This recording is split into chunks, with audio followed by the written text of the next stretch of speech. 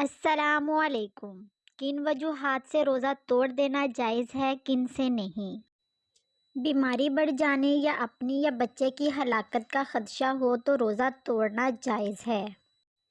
اگر آپ کو اچانک قے آ گئی تو روزہ نہیں ٹوٹے گا، قے خواہ تھوڑی ہو یا زیادہ، اور اگر خود اپنے اختیار سے قے کی اور منہ بھر کر کی ہو تو روزہ ٹوٹ گیا ورنہ نہیں۔ روزہ دار اچانک بیمار ہو جائے اور اندیشہ ہو کہ روزہ نہ توڑا تو جان کا خطرہ ہے یا بیماری کے بڑھ جانے کا خطرہ ہے، ایسی حالت میں روزہ توڑنا جائز ہے۔ اسی طرح اگر حاملہ عورت کی جان کو یا بچے کی جان کو خطرہ لاحق ہو جائے تو روزہ توڑ دینا درست ہے۔ بیماری کی وجہ سے اگر روزہ نہ رکھ سکے تو قضا کریں، اور اگر آپ نے ابھی تک ہمارے چینل کو سبسکرائب نہیں کیا تو ہمارے چینل کو سبسکرائب کریں اور ساتھ دیے گئے بیل آئیکن کو ضرور دبائیں۔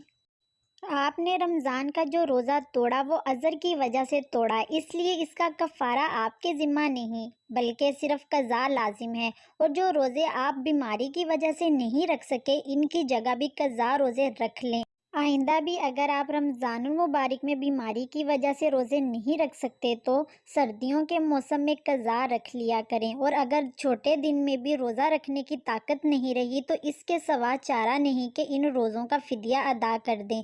ایک دن کے روزے کا فدیہ صدقہ فطر کے برابر ہے۔ ان وجوہات سے روزہ نہ رکھنا جائز ہے۔ رمضان شریف کے روزے ہر عاقل بالغ مسلمان پر فرض ہے اور بغیر کسی صحیح عذر کے روزہ نہ رکھنا حرام ہے۔ اگر نابالغ لڑکا لڑکی روزہ رکھنے کی طاقت رکھتے ہوں تو ماں باپ پر لازم ہے کہ ان کو بھی روزہ رکھوائیں۔ جو بیمار روزہ رکھنے کی طاقت رکھتا ہو اور روزہ رکھنے سے اس کی بیماری بڑھنے کا اندیشہ نہ ہو اس پر بھی روزہ رکھنا لازم ہے۔ اگر بیماری ایسی ہو کہ اس کی وجہ سے روزہ نہیں رکھ سکتے یا روزہ رکھنے سے بیماری بڑھ جانے کا خطرہ ہو تو اسے روزہ نہ رکھنے کی اجازت ہے، مگر جب تندرست ہو جائے تو بعد میں ان روزوں کی قضا اس کے ذمہ فرض ہے۔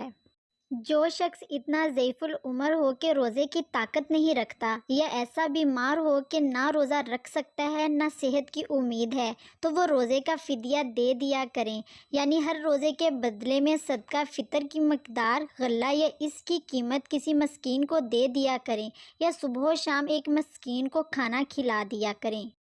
اگر کوئی شخص سفر میں ہو اور روزہ رکھنے میں مشقت لاحق ہونے کا اندیشہ ہو تو وہ بھی قضا کر سکتا ہے، دوسرے وقت میں اس کو روزہ رکھنا لازم ہوگا، اور اگر سفر میں کوئی مشقت نہیں تو روزہ رکھ لینا بہتر ہے، اگرچہ روزہ نہ رکھنے اور بعد میں قضا کرنے کی بھی اس کو اجازت ہے۔ عورت کو حیض و نفاس کی حالت میں روزہ رکھنا جائز نہیں، مگر رمضان شریف کے بعد اتنے دنوں کی قضا اس پر لازم ہے۔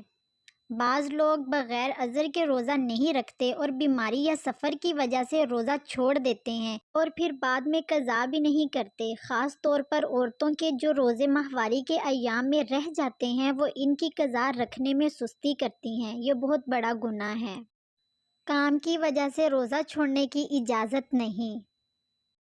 امتحان کے عذر کی وجہ سے روزہ چھوڑنا جائز نہیں، اور ایک شخص کی جگہ دوسرے کا روزہ رکھنا درست نہیں۔ نماز اور روزہ دونوں خالص بدنی عبادت ہے، اس میں دوسرے کی نیابت جائز نہیں۔ جس طرح ایک شخص کے کھانا کھانے سے دوسرے کا پیٹ نہیں بھرتا، اسی طرح ایک شخص کے نماز پڑھنے یا روزہ رکھنے سے دوسرے کے ذمہ فرض ادا نہیں ہوتا۔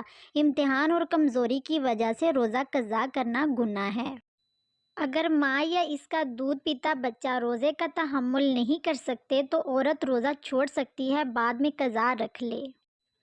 روزے کی حالت میں ناک میں دعا ڈالنا درست نہیں، اس سے روزہ ٹوٹ جاتا ہے۔ اگر آپ اس بیماری کی وجہ سے روزہ پورا نہیں کر سکتے تو آپ کو روزہ چھوڑنے کی اجازت ہے، اور اگر چھوٹے دنوں میں آپ روزہ رکھ سکتے ہیں تو ان روزوں کی قضا لازم ہے، اور اگر کسی موسم میں بھی روزہ رکھنے کا امکان نہیں تو روزوں کا فدیہ لازم ہے۔ تاہم جن روزوں کا فدیہ ادا کیا گیا، اگر پوری زندگی میں کسی وقت بھی روزہ رکھنے کی طاقت آ گئی تو یہ فدیہ غیر معتبر ہوگا اور ان روزوں کا قضا لازم ہوگا۔